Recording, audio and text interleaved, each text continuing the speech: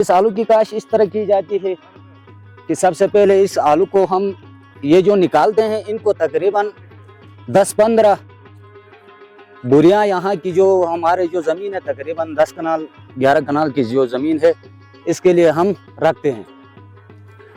इनको एक बड़ा सा गड़ा बनाते हैं और इसके अंदर इनको हम फिर दफन करते हैं। फिर मार्च के महीने में आके इनको निकालते हैं, निकाल के इनकी जो थोड़ी थोड़ी छोटी छोटी वो बना के हम इसके अंदर फिर डालते हैं। तो इसी तरह हम इनकी काश्त करते हैं। इस ज़मीन की खुसूसियत ये होती है कि अगर इसमें जो बाजारी जो है यूरिया या नाइट्रेट जो है उसको देने से इतना आलू नहीं निकलते हैं। अगर इसमें देसी जो खाद होती है उसको मिला के दिया तो यहाँ से ज्यादा निकलता है।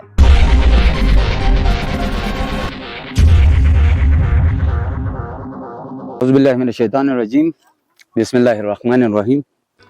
मेरा नाम साले हुसैन है। मैं इस इलाके में रहता हूँ और मेरी ये जो इलाका है इसके मुख्तलिफ नाम से हैं। तो पहले जो आते हैं यहाँ पूरे उसको इस इलाके का पूरा नाम देंतर कहते हैं। तो इस इलाके में ये जो मैं आलू निकालता हूँ इसी जगह को गाशी कहते हैं, जो कि सामने नज़र आती है। इसी इलाके को तलिंग कहते हैं। तो मैं यहाँ आलू निकालता हूँ। हम आलू की काश्त जो मार्च के महीने में आलू की काश्त हम शुरू करते हैं और अक्टूबर तक हम को करते हैं। ये जो आलू हम निकालते हैं अक्टूबर तक इनका मुकम्मल होते हैं।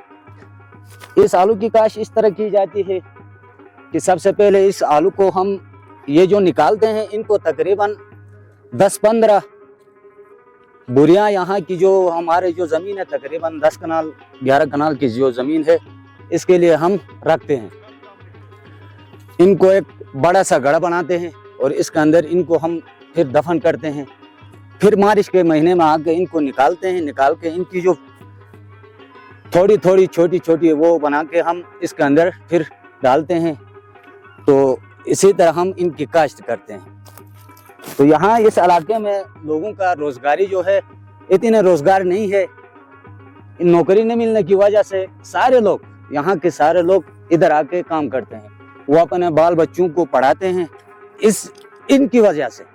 बाकी इतना वो नहीं है। यहाँ के लोगों की रोजगारी जो है बस ये आलू है और कोई काम इनका नहीं है। तो गवर्नमेंट की ज़्यादा तवज्जो इस इलाके में नहीं है। अब सर तकरीबन हमारे इस इलाके में दूसरे जो इलाके की निस्बत इस वक्त 9,000 साढ़े 9,000 की बोरी फ़रोख्त हो जाती है, लेकिन हमारे यहाँ आकर तकरीबन 6,000 रुपये की बोरी चली जाती है। इसकी वजह ये होती है कि ये रोड का मसला है। इस रोड की वजह से तो यहाँ की जो आलू की जो वो कंडीशन होती है वो ख़राब हो जाती है। ये ज़्यादा देर तक इसी तरह ज़्यादा देर तक इसको रखने से ये आलू ख़राब हो जाते हैं बारिश की वजह से, धूप की वजह से।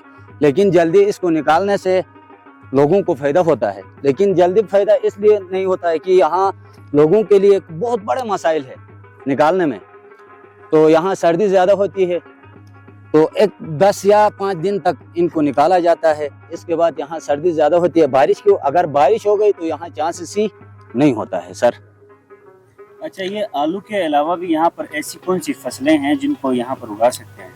आलू के अलावा यहाँ गंदम भी काश्त किया जाता है। लेकिन ये जो ज़मीन है ये ज़्यादातर ये आलू करने से क्या होता है, ये जो ज़मीन है इस वक्त ये ज़मीन कैंसर हुआ है। गंदम की काश्त इसलिए नहीं होती है कि यहाँ 2 नाले हैं, 2 बड़े नाले हैं। इनमें सारे जानवर तकरीबन 6,000 एक नाले में होता है, तकरीबन 5,000 एक नाले में जानवर होते हैं। तो यहाँ कोई पाबंदी नहीं है, कोई बाउंड्री नहीं है, गवर्नमेंट की तवज्जो नहीं होने की वजह से वो जो जानवर होते हैं वो इधर आते हैं, वो गंदम खाते हैं। इसीलिए गंदम की काश्त हम यहाँ नहीं करते हैं।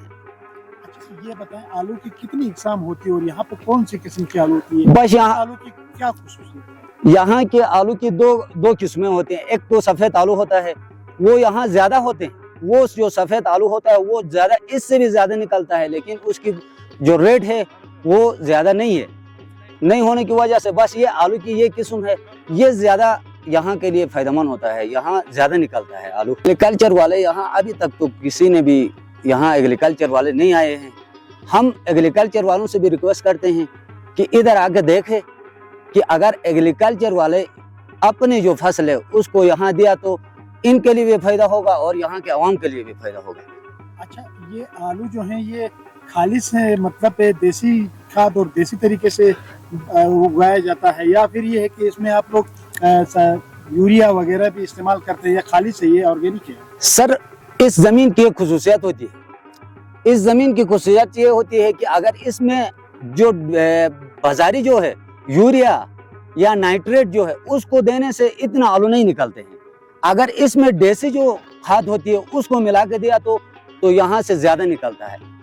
यहाँ पे तकरीबन सारा देसी खाद सही निकलता है। देसी खाद सही, देसी बिल्कुल देसी खाद देते हैं। यहाँ लोगों के पास इतना वसाइल नहीं है कि अब 10,000, 11,000, 12,000 रुपए दे के बाहर दुकान से या फरोख्त लेके यहाँ देने के लिए इनके पास इतना वसीला नहीं होता है, इसीलिए यहाँ के लोग ज्यादातर देसी खाद देते हैं इधर।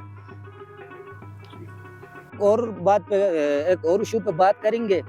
यहाँ के लोग जो होते हैं वो इंतहाई मेहमान नवाजी है, यहाँ कोई किस्म की वो नहीं है। आप देख सकते हैं ज्यादातर इस इलाके के गाँव के जितने नहीं है इतने बाहर से लोग इधर आए हैं, तो इनके लिए मेहमान नवाजी भी है, कोई दहशतगर्दी नहीं है यहाँ।